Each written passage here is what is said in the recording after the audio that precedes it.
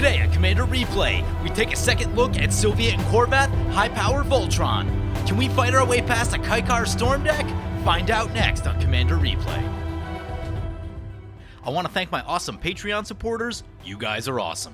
If you want to help support the channel and vote on which decks I play next, feel free to check out my Patreon at the link below. Welcome back, everyone. Playing some Sylvia Brightspear and Khorvath Brightflame. This deck is based upon the Akirian Bruce deck that I've been running. It's basically a stax aggro Voltron deck.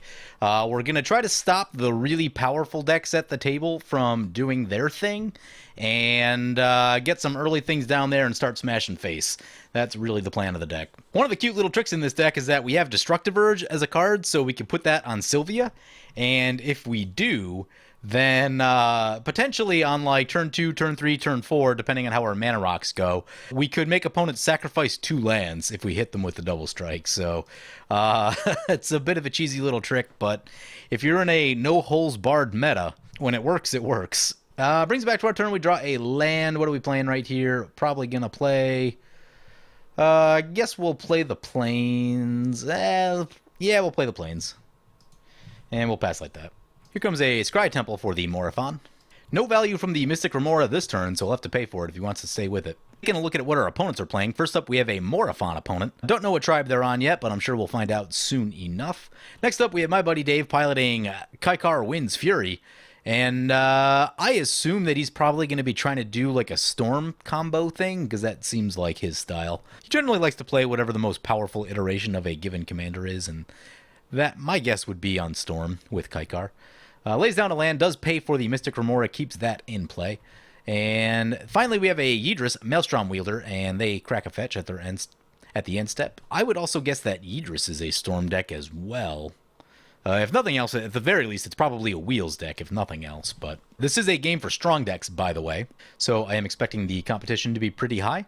And we'll see how our deck does today. I've only played this deck one other time so far. I've played the Akirian Bruce deck a lot, and between the two decks, they probably have about 90 cards in common. So not too many changes between them. Really kind of uses the same package, just that Sylvia is a turn slower than Akiri, but immediately has double strike and doesn't have to worry about that pro-red issue with Bruce Tarl. That'll bring it back to our turn. There's a temple. Let us get the mountain. Let's play the key to the city. And opponent will get to draw one because we do not have the 4 for that. Here comes a Soul Ring.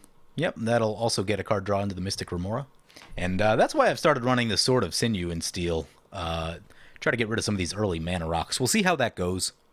I mean, if we make it work, it only takes 1 hit to get rid of 2 artifacts, so that is pretty cool. There's a Taurine Mauler. Yep, that's a good one. That thing gets huge in a hurry. Perhaps a card I need to consider for these aggressive decks that I play when everything costs like 1 and 2 mana and opponents are playing, a couple spells a turn, even in the early game. Taurine Mauler has the ability to just get huge. I think I'm going to look into that one. Upkeep on Mystic Remora. Gonna pay to keep it around. Wow. Opponent did suspend a Lotus Bloom. Yep. It's ticking down. It's got 1 counter remaining on it. We draw into a Mask of Memory. That makes things interesting. With that being the case, I think we just go for our commander then. Taurine Mauler will get a counter on it. We get a partner trigger. Not going to use it. Feel like our shuffles have been okay this game. More importantly, that does get us a blocker against the Taurine Mauler, so it should funnel it in the direction of the other 2 players. Opponent plays a Swarm Yard. Okay, so they're on insects, rats, spiders, or squirrels, most likely. Find out soon enough. Taurine Mauler into the Kykar. Yep. So they go down to 37. Lets the Mystic Remora go. Yeah, it drew some cards. Did its job. Here comes Kykar into play. We will probably just want to shoot that. Whatever he's planning to do, I'm sure it involves his commander being in play, so... Here comes the Lotus Bloom. Taurine Mauler will get a counter. Opponent sacrifices the Lotus Bloom, gets 3 red mana. Here comes Ethereum Horn Sorcerer. Yeah, that's probably part of some combo. It's going to cascade 1 time. Into a Soul Ring. Yep. Now I'm thinking about the Sword of Sinew and Steel, but we're still a mana away from this. We haven't caught any ramp this game, so something off the top that would allow us to cast this and equip it would be sweet. That's a Fire and Ice. That's not going to do it. Ooh, what are we doing this turn? Probably going to sit? Oh, man. This thing's now a 7/7. Yeah, I'm probably going to sit on the Generous Gift. Play the Temple. Ooh, land on top. I don't think we need another land. Put that to the bottom. Yeah, and I think we are just going to... yeah, I think we're staying put. I'm going to wait on the generous gift just to see what the plan is with Kykar. If I start seeing, like, very cantrippy kind of stuff coming down, then we're going to shoot it. If not, the Ethereum Horn is a little bit scary. Repeated cascades with a deck that's built to cascade. Funny story, we can make opponent's creature unblockable, except they're going to swing our way. Really? What are you doing, opponent? We're just going to take the 7. He's going to Red Elemental Blast the Ethereum Horn. Okay, I'm down for that. Tauren Mauler will get bigger, and they'll get a token out of the deal. Going to disenchant on our Key to the City.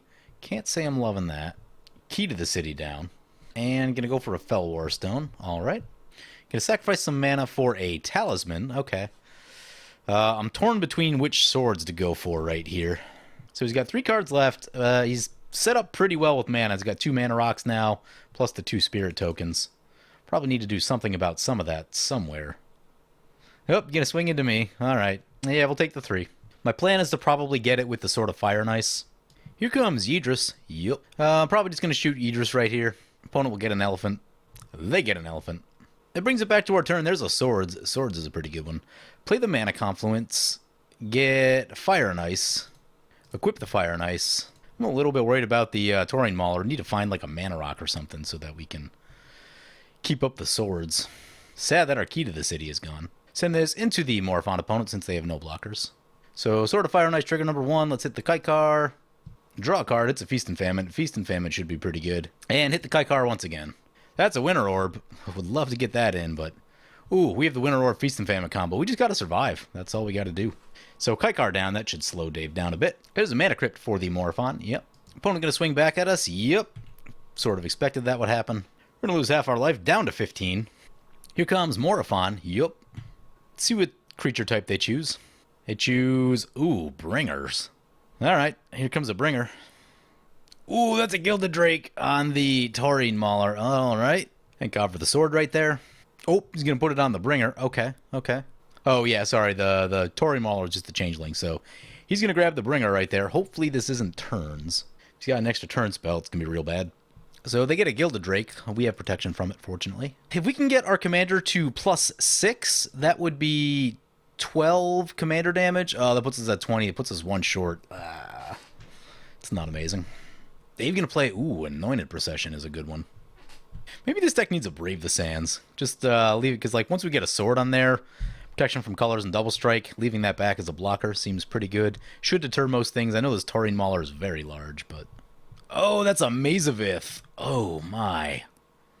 Mazavith is so bad. Here comes Yidris back to play. Ooh, we draw a Dispatch. Do we have Metalcraft? We do not have Metalcraft. Ooh.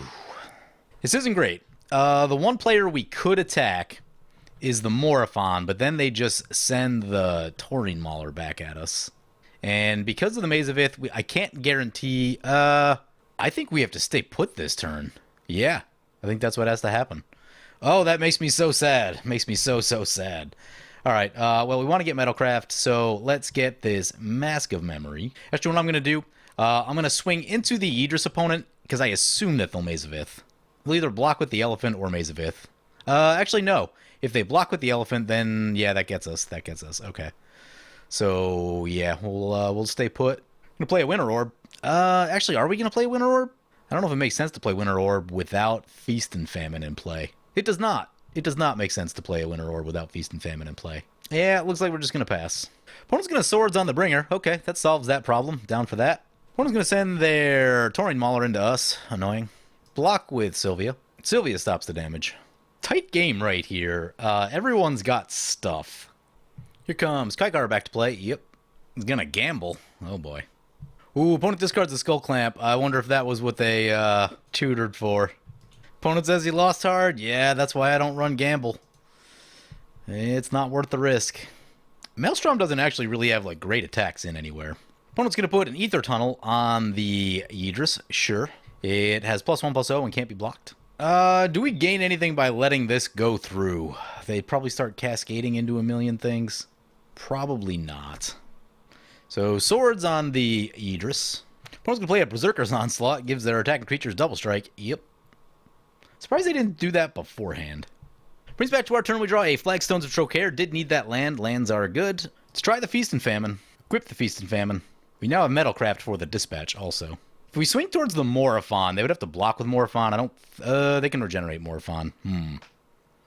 So we're going to send it over this way and see what happens. Let's see if they remember their own Maze of Ith. They might. Yep, there's Maze of Ith. Okay, well, we've got protection from 4 colors. We'll pass like that. We'll sit on the dispatch. Shoot something as necessary. Oh, opponent just scooped. Ah, opponent scooped it. Opponent going to send the Taurine over to the Kykar. Yep. Now the Maze of Ith is gone. Now we can get wild. So Dave blocks with the token. Token down. He's got Anointed Procession in play. It's a little bit scary. I'll see what he starts doing. If things get out of control, might need to shoot Kykar. But we also got to keep ourselves protected from the Taurine Mauler. Dave's going to dig through time. Oh, yeah, that's scary. And here comes a frantic search. Yep. I think it's probably time to shoot Kykar. I see things going poorly right here. I was really trying to hold off on that. Taurine Mauler is very scary. 28 counters on it. Nope, that's a Pact of Negation. All right. I think Dave is trying to win right here. Discards a Force of Will. Wow. Untaps 3 lands. Can play a Mentor of the Meek. Okay. There are worse things. He's well set up for this Winter Orb. He's going to send all available attackers my way. Yep, I understand that. Problem is, now we don't have anything for Morophon. We can't get through Morophon. Actually, we could play Khorvath and get flying. Yeah, that's probably what we'll have to do, actually. That's a Mox Amber. That is helpful. Play the Mox Amber. Taurine Mauler will trigger. Play Khorvath. Hope opponents don't have interaction right here. 3 cards in 1. This looks like a Cyclonic Rift, actually. We're probably about to get rifted. But there's nothing we can do about it. We just have to go for it. Equip the Mask of Memory. Suppose we could have put it on Khorvath, just so they both don't get... Opponent's going to block the Khorvath. Sure. Oh, we get the sword triggers. All right, let's get to work. Shoot Kykar. Maybe we need to shoot Mentor of the Meek. Shoot Mentor of the Meek. Sword of Feast and Famine trigger. We draw a strip mine and a homeward path. Any lands worth shooting? Swarm Yard's okay. It's not the end of the world, I don't think. I guess we get rid of the strip mine just in case. Feast and Famine will trigger. Fire and Ice will take down the Mentor of the Meek. We draw more lands, not the most helpful. Probably need a burn. Dave should lose to the Pact of Negation, actually. Oops. We get a Feast and Famine trigger, another Mask of Memory trigger. We need something to throw in front of this Taurine Mauler. Need a big draw. Draw 2 cards with Mask. There's a creature. They can throw a creature in front. Sounds good to me. Discard the Sacred Foundry right here. Oh, that's a Waves of Aggression. That's a Waves of Aggression. That is huge. Play the Homeward Path. Play Weathered Wayfarer. Play Waves of Aggression. We get an extra combat step. This should do it. If opponents had stuff, I feel like they would have used it on the last round. Send in the Sylvia. We'll leave Khorvath back for blocks just in case something weird happens. So we get more sword triggers, start shooting tokens. Feast and Famine, Mask of Memory. Oh, we missed the lands. All right, we have one more chance to hit land. Ooh, we have a Scroll Rack, though. Discard the... I guess the Spectre Shroud isn't doing that much. We draw a Chaos Warp. Oh, we hit again. Should have shot Kykar somewhere along the way. We'll start shooting Kykar now. Draw with the Mask. More lands. Get rid of the Ancient Tomb. Our life is pretty low. Actually, get rid of Light Up the Stage. There's a Sun Titan. Play the Mox Opal. Need to get one of these in paper. Play Winter Orb. We'll see if he just scoops right here. Winter Orb is in. Play Waves of Aggression, retracing it. Discard the Ancient Tomb. Send these 2 in. These will probably just all get chump blocked, but, you know. Oh, I should have did that wrong. I definitely did that wrong. Uh-oh, I think we're going to lose now. Actually, he'll have to sacrifice a bunch of tokens. Okay, I think we're okay.